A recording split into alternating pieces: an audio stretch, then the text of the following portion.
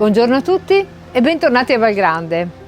Finalmente sono arrivate le belle giornate di sole e abbiamo proprio il piacere di restare fuori, di trascorrere delle giornate all'aria aperta.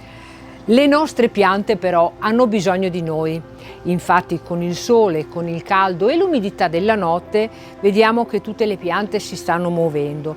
Le piante aromatiche in questo periodo hanno un'esplosione di tipi diversi di foglie, di colore e di profumi, però hanno bisogno di essere accudite, di essere pulite, perché allora loro ci ringrazieranno. E come lo faranno? Lo faranno crescendo belle e rigogliose e ci doneranno il loro conforto in termini di sapore e di profumi, quegli stessi profumi che si potranno trovare nei nostri piatti quando io vado ad usare e ad utilizzare queste erbe aromatiche che ho posizionato qui vicino alla porta della mia cucina.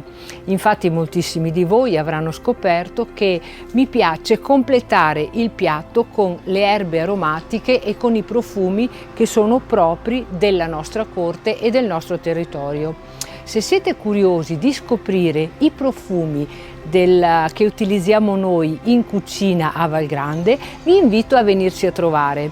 Lo potete fare però approfittando anche del fatto che stiamo organizzando gli spazi all'aperto e potrete trovare una panchina, scusatemi, posizionata sotto un albero, dei tavoli e delle sedie posizionate nei nostri prati, all'interno dei nostri spazi qui a Valgrande.